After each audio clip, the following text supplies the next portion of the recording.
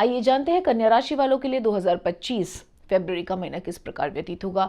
तो जितने भी कन्या राशि के जातक मेरे साथ उपस्थित है, प्रेडिक्शन आप सभी के लिए मंथली प्रेडिक्शंस मैं कर रही हूँ, लेकिन इससे पूर्व बता देना चाहती हूँ कि हमने पूरे साल 2025 का प्रेडिक्शन भी, ईयरली प्रेडिक्शन भी अपने यूट्यूब चैनल वरदा नारायण पे डाला हुआ है। आप चाहें तो उसको देख सकते हैं, और हमारे फेसबुक पेज पे वरदा नारायण पे भी डाला हुआ है, वहाँ पे भी कंसल्ट कर सकते हैं, देख सकते हैं।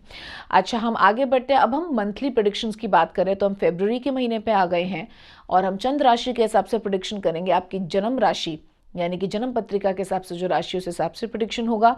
तो सबसे पहले हम बात करेंगे अब रिलेशनशिप के बारे में, मैरिड एंड मैरिड कपल्स। तो कन्या राशि वालों के लिए वैसे तो ये जो महीना है इसके अंदर थोड़ी फोकस विहीनता नज़र आती है। अब वो कैसे लागू होगा वो मैं आपको डिस्क्रिप्शन के साथ बताऊंगी।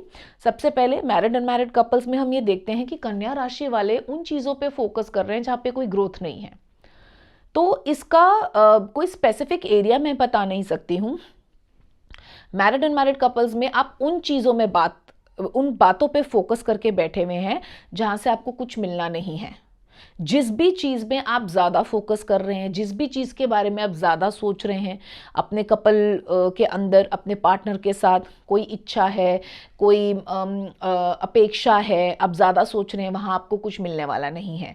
तो बेटर ये है कि आप अपने रिलेशनशिप को अच्छा करने के लिए थोड़ा सा इसके अंदर विकल्प लाने बंद करें कि मैं ये कर लूँ या ये कर लूँ।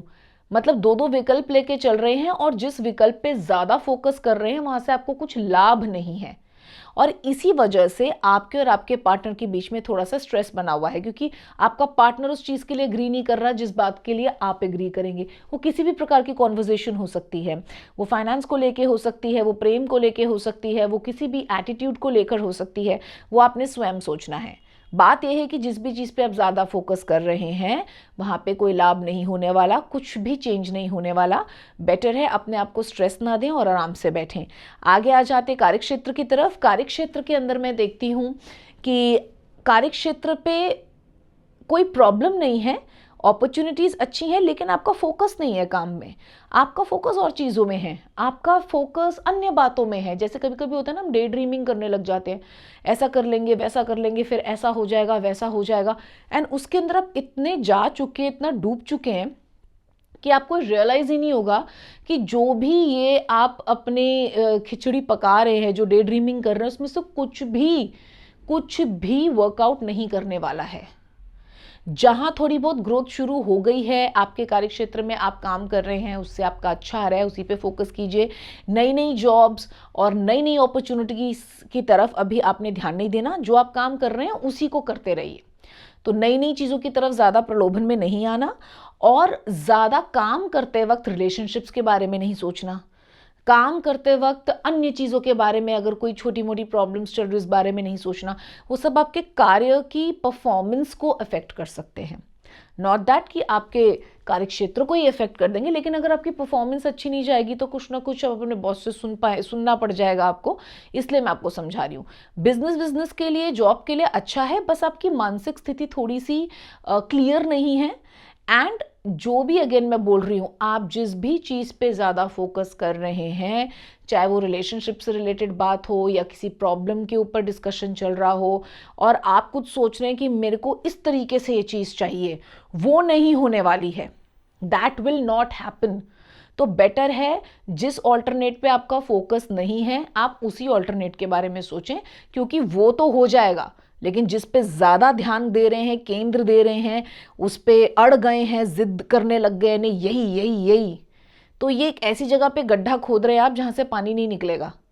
जहाँ पे ग्रोथ होनी चाहिए उस ऑल्टरनेट की तरफ जाइए, वो सेकंड ऑल्टरनेट होगा, और वो आप खुद ही एनालाइज कीजिए कि इस वक्त आप ऐसा क्या सोच रहे हैं। वो आपको पता होगा आपके जीवन में भी क्या केंद्र चल रहा है।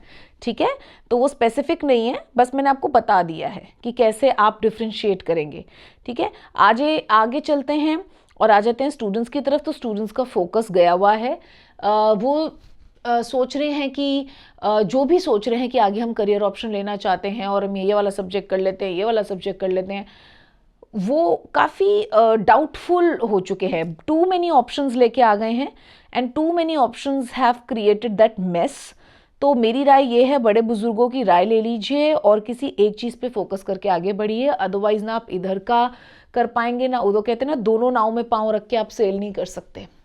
तो स्टूडेंट्स को भी क्लैरिटी चाहिए। रोगों की बात करें तो मानसिक रोग ज़्यादा नज़र आते हैं और उस मानसिक रोग की वजह से शिथिलता नज़र आती है, थका थका फील करना, बीपी लो होना, टेंस्ड रहना, ये सब नज़र आता है। तो इसको तो आप अच्छे खान पान से, वॉकिंग से एंड सबसे ज़्यादा इम्पॉर्टेंट मेडिटेशन एंड पूजा पाठ से ही आप अपने अंदर ऊर्जा ला सकते हैं।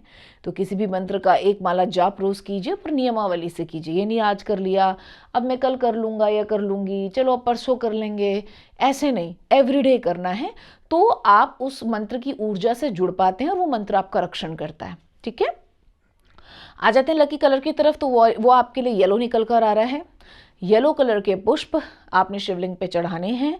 ओम नमो नारायणा का जाप कीजिए, प्रभु को अर्पित कीजिए, महादेव को, उनकी प्रसन्नता का स्रोत है, वो आपको सद्बुद्धि प्रदान करेंगे। और उनसे बोलिए कि अगर मैं कोई गलत निर्णय ले रही हूँ या ले रहा हूँ तो मुझे विवेक प्रदान करें, मुझे इंडिकेशन दे मुझे क्या करना चाहिए।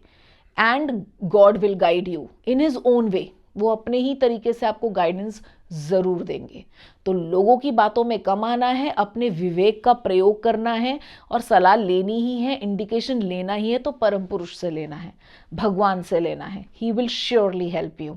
ठीक है, तरीका मैंने आपको बता दिया। तो आशा है महीना आपका मंगलमय हो।